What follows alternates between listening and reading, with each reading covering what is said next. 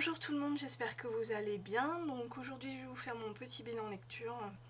Donc j'ai lu 4 livres, à commencer par le Nicolas Sirkis, Les mauvaises nouvelles chez JC Lattès Éditions. Donc on va être avec 13 nouvelles que Nicolas Sirkis va nous dépeindre. Petite parenthèse, il ne faut pas lire ce livre si vous êtes déprimé, surtout parce que toutes ces petites nouvelles, ces 13 nouvelles, sont relativement sombres. Il n'y en a pas beaucoup qui sont joyeuses, même si pour certaines j'ai eu le sourire et j'ai rigolé un petit peu. Mais sinon, elles sont relativement sombres. Donc ici, je voulais vraiment connaître la plume de Nicolas Sirkis en tant qu'écrivain et non pas en tant que chanteur ou leader du groupe Indochine. Et je n'ai vraiment pas été déçue de ce livre. Donc ce que j'espère, c'est qu'il en écrira un autre, parce que dans ces cas-là, je pourrais effectivement le lire bien volontiers. J'ai vraiment beaucoup aimé et j'avais vraiment hâte de lire ce livre et voilà. Et je ne peux pas vraiment vous raconter les histoires, vu que bon bah il y en a 13, je ne vais pas vous raconter les 13 histoires, mais sachez juste que ces histoires sont relativement sombres. Et on reconnaît bien aussi la plume du chanteur, vu que dans certains textes, j'ai reconnu certains mots par rapport à des chansons qu'il a pu interpréter. Et j'ai vraiment beaucoup aimé. Voilà, j'ai vraiment reconnu Nicolas Sirkis dans ce livre. Et j'ai aimé, même si ces histoires étaient relativement sombres. Voilà. Donc Nicolas Sirkis, Les mauvaises nouvelles chez JC Lattès Éditions. Donc après avoir lu ce petit livre là, je voulais lire autre chose, hop, comme ça. Voilà, donc j'ai lu Au nom du bien de Jack Hickson chez les éditions Galmanster. Donc là on va être avec un pasteur, voilà, qui vit dans une ville en Arkansas. Ce pasteur s'appelle Richard Waterford et il est marié, donc comme les pasteurs ont le droit de se marier aux États-Unis, donc il est marié et il a 5 enfants, voilà. Mais le petit souci qu'on a, c'est que ce pasteur a commis une faute, voilà, il a trompé sa femme, mais pas avec une autre femme, il a trompé sa femme avec un autre homme, voilà. Et cet homme, donc Gary, va tout simplement le faire chanter en lui demandant 30 000 dollars. Sinon, il raconte tout, et à sa femme et ses enfants, et à la petite ville de l'Arkansas. Donc au départ, Richard lui dit oui, mais il n'y a personne qui te croira. Mais Gary est tellement convaincant qu'il lui dit non, t'inquiète pas, j'ai toutes les preuves. Même ils hésiteront à me croire, ils finiront vraiment par me croire. T'inquiète pas pour ça. Donc du coup, ce pasteur commence à paniquer et il ne sait pas du tout comment s'en sortir vu qu'il n'a pas ses 30 000 dollars. Et on va être aussi avec deux autres personnages. On va être avec un homme qui veut, comment dire, qui veut construire une boutique d'alcool. Sauf que dans cette ville de l'Arkansas, on est anti-alcool. Quitte à ce que ça soit la prohibition, ça serait bien. Tout le monde est contre l'alcool. Du coup, le pasteur se met en travers de la route de cet homme pour qu'il puisse construire donc ce magasin d'alcool. Du coup, ce pasteur, on comprend très vite, a pas mal d'ennemis donc par rapport à ça.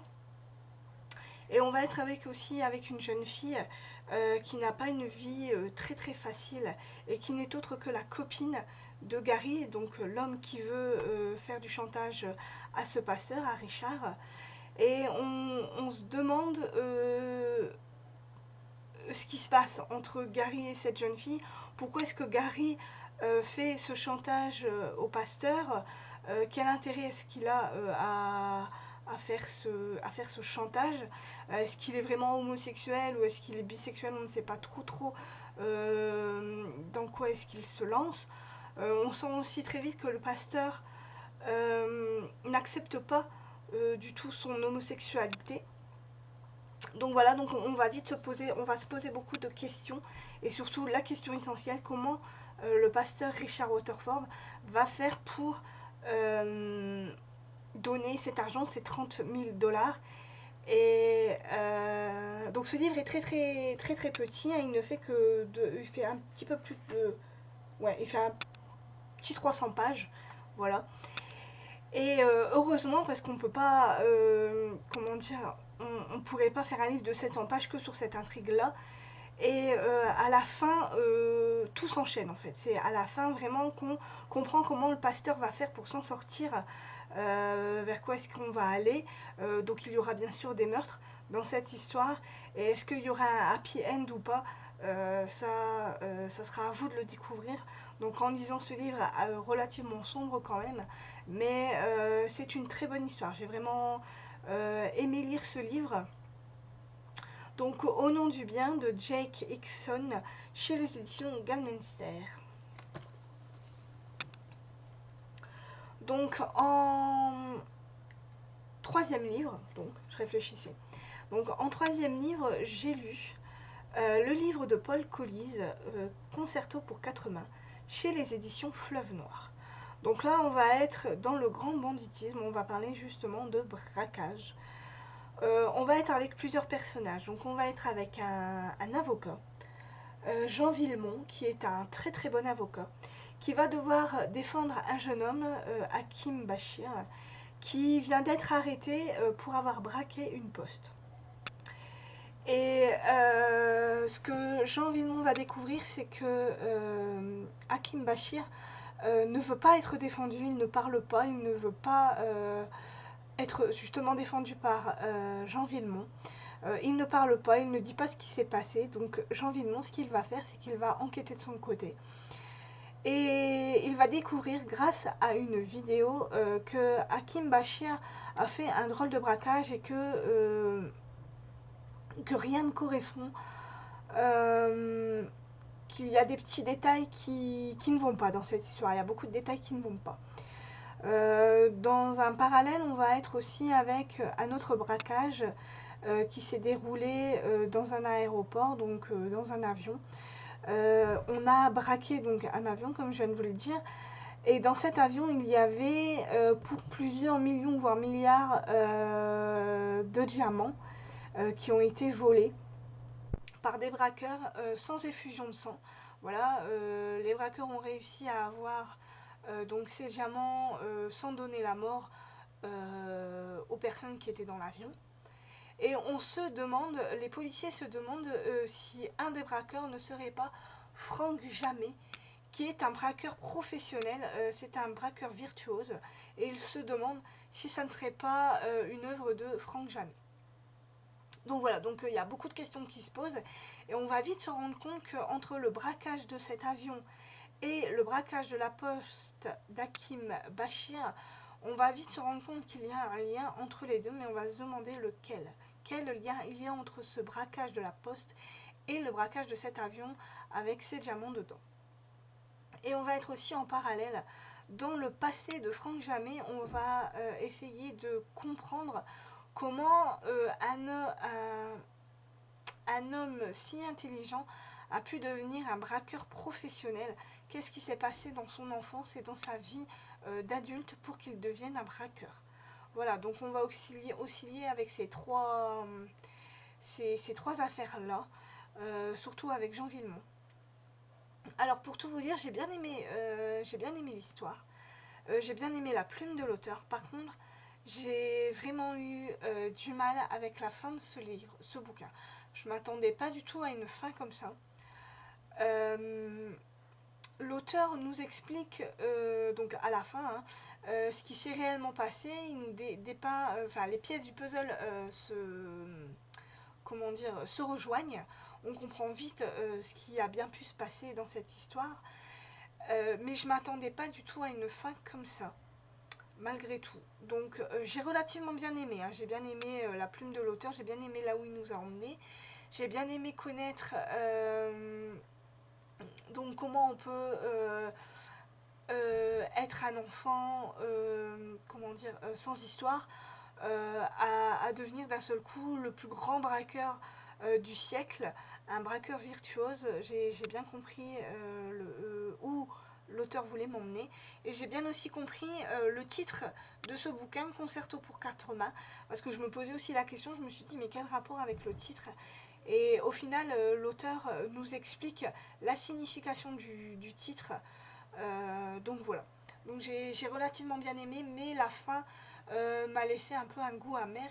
Je m'attendais pas du tout à une fin comme ça. Voilà. Donc Paul Collis, Concerto pour quatre mains chez Fleuve Noir. Voilà pour le troisième livre. Et en quatrième livre, donc j'ai lu vraiment un bouquin qui n'a rien à voir avec les trois autres livres que je vous ai présentés, vu que j'ai lu un Danielle Steele, Vœux secrets. Alors là, désolé, mais il n'y a pas de maison d'édition, je ne sais pas du tout à quelle maison d'édition, de quelle maison d'édition il vient. Donc voilà, donc je ne peux pas trop vous le dire, vu que ce n'est pas écrit. Alors, je n'ai pas du tout l'habitude de lire de Danielle Steele, mais en fait, ce qui s'est passé, c'est que, comme vous pourrez le voir, dans mon précédent bilan lecture, j'avais lu un Danielle Steele musique. Et en fait, c'est une copine qui m'avait prêté ce livre et elle m'avait dit, tu verras, il est bien, tu vas aimer. Et effectivement, j'avais bien aimé ce livre, bon, même s'il était un petit peu trop romantique pour moi. Mais mon ami m'a demandé si je voulais avoir d'autres livres de Danielle Steele, et comme je n'avais pas encore acheté mes autres livres, comme il ne me restait plus rien à lire, je lui ai dit bah oui, vas-y, passe-moi les autres Danielle Steele que tu as. Et elle m'en a donné à peu près, elle m'a donné à peu près 7 Danielle Steele, donc que je dois lire hein, parce que j'ai vraiment l'intention de les lire. Et donc du coup j'ai lu ce livre là.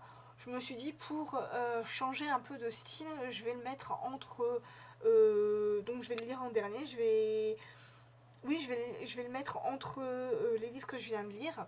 Comme ça m'évitera d'aller trop vite au niveau des livres que j'ai achetés, qu'il me reste à lire. Donc du coup voilà. Voilà un peu mon explication. Donc j'ai lu Danielle Steele, Les Vœux secrets. Donc là on est avec Faith Madison, qui est une mère de famille, mais c'est une femme de 47 ans. Elle est mariée et elle a 2 filles. Mais ces filles, elles, font leur vie. Elle a une grande fille qui vit à Londres. Et elle a une autre fille qui va à l'université de Brown, à New York, il me semble que c'est cette université, je ne sais plus trop. Et la Faye se rend compte qu'elle n'a plus trop rien en commun avec son mari, qui lui travaille, qui est un... Enfin oui, qui travaille, alors après je sais plus quel travail il fait, mais il a un poste très important dans une société.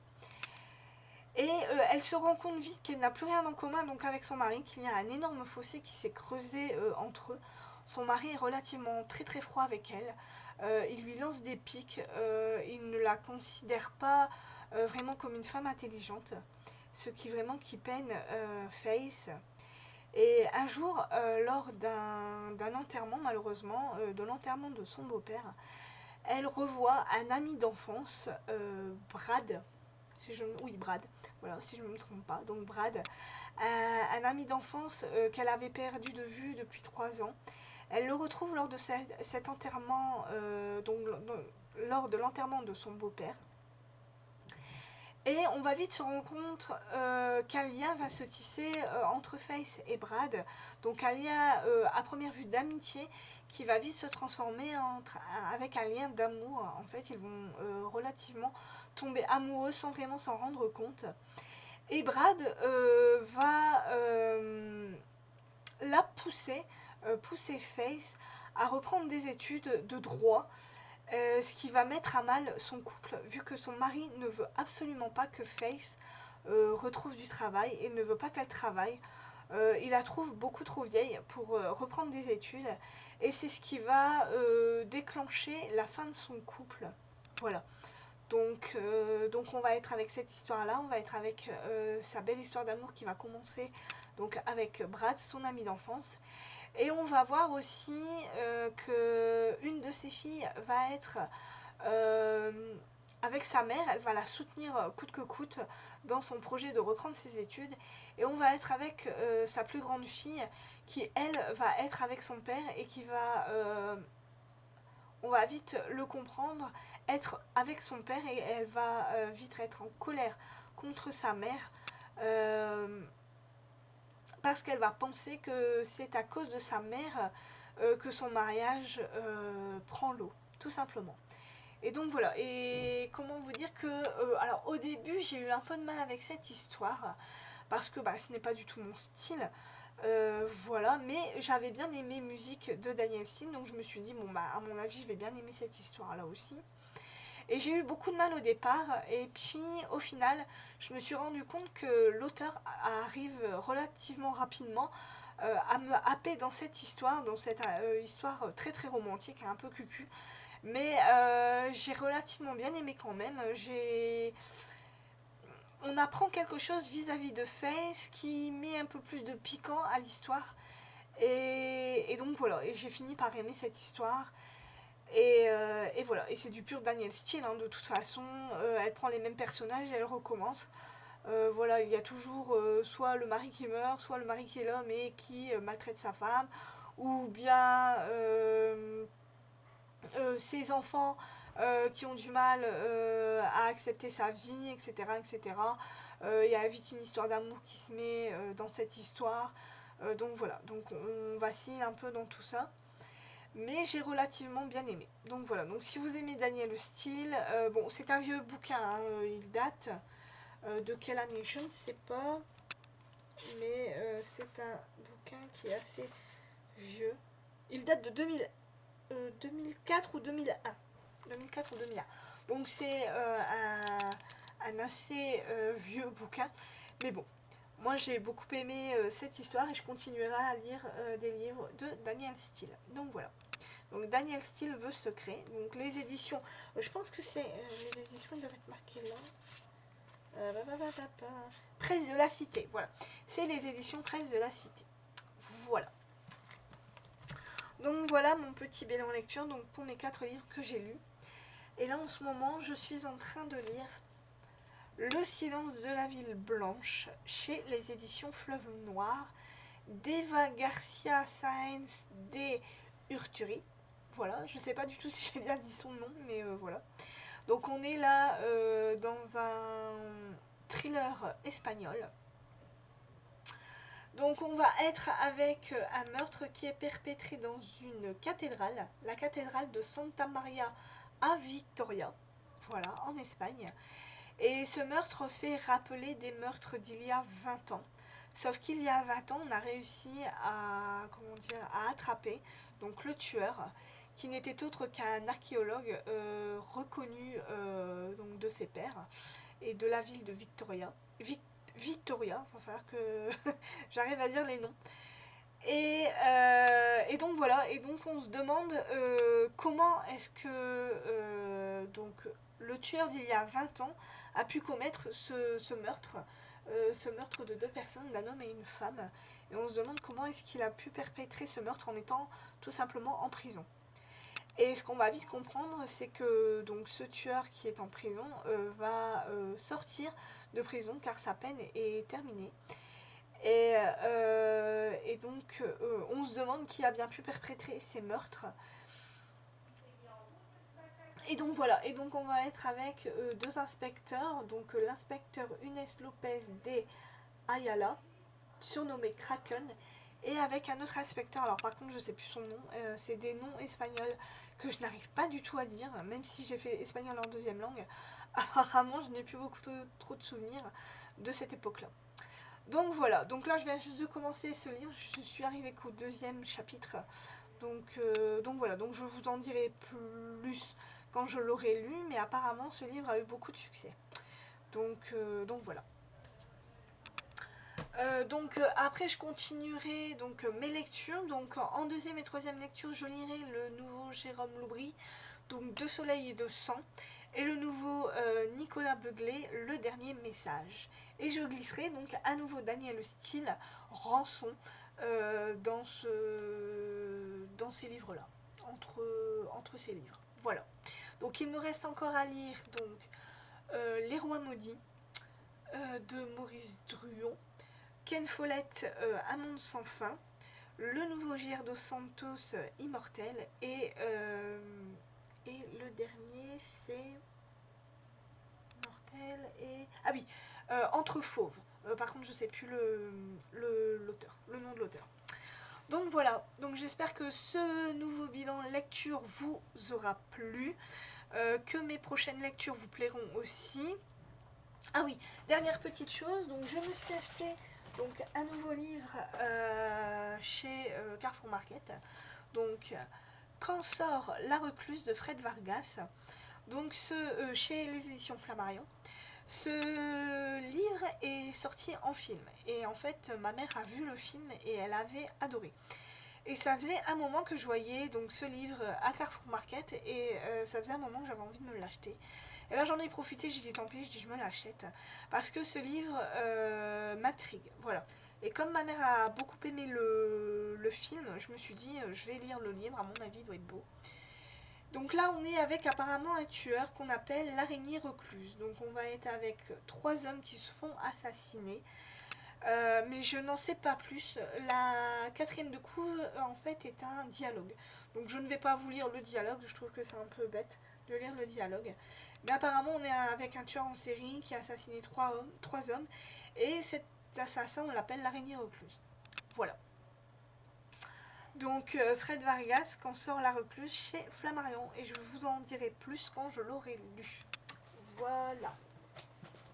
Donc voilà donc pour mon bilan lecture, voilà pour mes prochaines lectures, voilà le livre que j'ai acheté, donc j'espère que tout vous aura plu. Je tiens à souhaiter la bienvenue donc à Cindy qui nous vient du Québec, c'est ma première abonnée québécoise, donc je tiens à te remercier de t'être abonnée à ma chaîne. Je tiens aussi à vous dire que je mettrai donc tous les liens en dessous de ma vidéo, donc le lien de ma chaîne, le lien de mon blog et le lien de Babelio, là où je mets tous les livres que je lis, voilà, donc tous les résumés que je mets, les critiques, etc. etc. Donc j'espère que cette vidéo vous aura plu. Je vous dis à bientôt pour un nouveau bilan lecture. Bye bye.